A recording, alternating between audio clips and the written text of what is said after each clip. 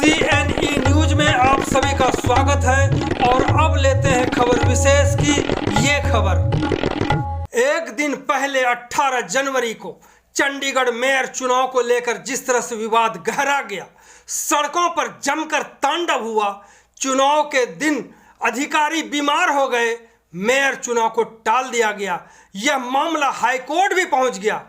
आज तो एक कदम आगे बढ़ते हुए जिस प्रकार डीसी की ओर से जारी 6 फरवरी को चुनाव कराने के आदेश के खिलाफ कोर्ट का दरवाजा खटखटाया गया, क्या ऐसे ही हालातों को लोकतंत्र की हत्या कहते हैं क्या?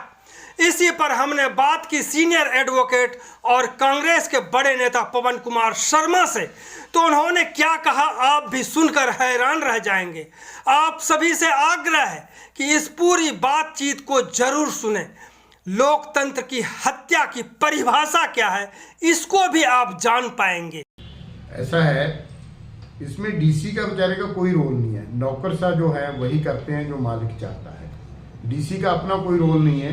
डीसी को जो इंस्ट्रक्शन भारतीय जनता पार्टी की और उसकी केंद्रीय लीडरशिप की मिल रही है, डिप्टी कमिश्नर उस हिसाब से काम कर रहा है। डिप्टी कमिश्नर का अपना कोई रोल नहीं है। ये ठीक है कि प्रशासन एक तीसरी धਿਰ बन के म्यूनसिपल कॉरपोरेशन इलेक्शन को लोगों की भावनाओं के साथ खेल रहा है, जबकि इलेक्शन तय था। प्रोसीजर और प्रोग्राम तय हो जाने के बाद उसमें कभी कोई रुकावट नहीं आती। इवन हाई कोर्ट भी स्टे नहीं देता जब आप प्रोग्राम तय कर देते हो। प्रोग्राम को तय करके कैंसिल करना जो है ये एक बहुत बड़ी लोकतंत्र की हत्या करने के समान है, क्योंकि भारतीय जनता पार्टी ये नहीं चाहती कि वोटों के गणित पे कोई पार्टी जीते। वो चाहती है कि उसकी हेराफेरी से वो जीते। इसलिए भारतीय जनता पार्टी ने और प्रशासन के साथ मिलकर ये कदम उठाया है, और मैं इसकी कदम की जो उठाया गया है इसकी भर्त्सना करता हूँ। और ये मैं कहता हूँ कि चंडीगढ़ से 2024 के इलेक्शन का लोकतंत्र का हत्या का प्रोग्राम शुरू हो चुका है। तो इसको क्या कहेंगे कि लोकतंत्र की हत्या हो गई, ये कहेंगे कि नहीं जो कल हुआ है चंडीगढ़ मेयर चुनाव को लेकर के? देखिए, अभी तक तो ये लोकतंत्र की हत्या है, लेकिन मुझे इतना यकीन है कि जो काउंसलर जिस हिसाब से भारतीय जनता पार्टी उनको तोड़ने की जोड़ने की कोशिश कर रही थी, वो उससे फेल हो चुकी है और बुरी तरह फेल हो चुकी है। इवन एक काउंसलर भारतीय जनता पार्टी का भी आपको ज्वाइन कर चुका है, और इस हिसाब से भारतीय जनता पार्टी बुरी तरह हारेगी इस इलेक्शन में, और उसको मुंह की खानी पड़ेगी। और प्रशासनिक अधिकारी जो भारतीय जनता पार्टी की पीठ थपथपा रहे हैं उनको भी बहुत बड़ी बेशर्मी का सामना करना पड़ेगा।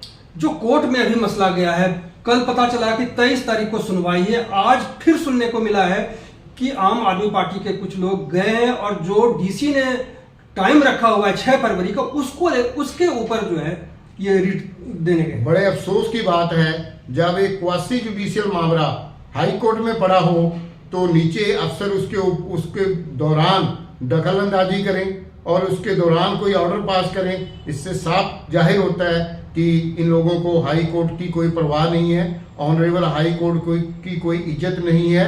और ये हाई कोर्ट के खिलाफ जाके जब मामला हाई कोर्ट में चला गया तो इनको हाथ पीछे खींच लेना चाहिए था। उसके बावजूद ये अपने आकाओं की ड्यूटी निभा रहे हैं प्रशासन के लोग। मैं इनको ये कहता हूँ कि सरकारें बदलती रहती हैं, जो प्रशासनिक तंत्र है उसको आप कमजोर मत कीजिए, ऑफिसर तंत्र को कमजोर मत कीजिए।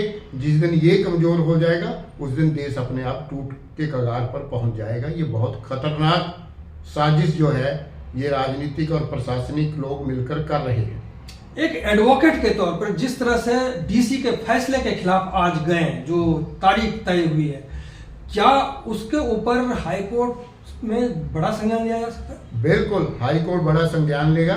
जब हाई कोर्ट में मामला पेंडिंग है, हाई कोर्ट ने 23 सुनवाई के लिए रख ली, उससे एक दिन पहले उनको उसके ऊपर ऑर्डर पास करने की क्या जरूरत थी? ये एक बहुत गंभीर मसला है। मैं चाहता हूं कि ऑनरेबल हाई कोर्ट इसके ऊपर जिन लोगों ने ये काम किया है, जिन लोगों का ये कृत्य है अपने राजनीतिक आकाओं को खुश करने का, मैं ऑनरेबल हाई कोर्ट से चाहता हूं कि इसके ऊपर संज्ञान लेकर उचित फैसला हो, ताकि लोगों के जो लोकतंत्र के हक में फोर्सेज हैं उनके हक में ये बात जाए और वो ये महसूस करे कि यदि प्रशासन इंडिपेंडेंट नहीं है तो कम से कम जुडिशरी तो निष्पक्ष काम कर रही है, ये जरूरी है। पहली बार देखा कि चंडीगढ़ मेयर चुनाव को लेकर के इस तरह के घटनाक्रम और फिर लोगों की ओर से जो प्रतिक्रिया आई है इसको लेकर के कि ठीक चुनाव से कुछ देर पहले अनाउंस किया जाता है कि चुनाव अधिकारी प्रिजाइडिंग अफसर वो बीमार है और शायद ये जनता नहीं पचा पा रही है इस बार शहर की जो जनता है। ये इन्होंने एक बयान मैंने आज ही अखबार में पढ़ा, ये कह रहे थे कि वो पहले बीमार थे, उनको ये प्रॉब्लम थी, उनको ये प्रॉब्लम थी। यदि पहले ही वो अनफिट थे तो उनको क्यों अपॉइंट किया गया? और पहले ही घोषणा होनी चाहिए थी इस बात की, सेम टाइम में कैसे हो सकता है कि बीमार पड़ गया? जब बंदा अनफिट है, ये कह रहे हैं जो पहले से ही बीमार चल रहे थे तो उसने कंसेंट क्यों दी अपनी अपॉइंटमेंट की? Why he has given the consent? इस बात से ये सब फर्जीवाड़ा करने की कोशिश कर रहे हैं और सभी की आंखें अब माननीय हाई कोर्ट के फैसलों पे लगी हुई हैं, चाहे राजनीतिक पार्टियां हो, चाहे चंडीगढ़ का वोटर हो, चाहे चंडीगढ़ के लोग हो। CNE न्यूज के साथ बने रहने के लिए आप सभी का बहुत बहुत धन्यवाद।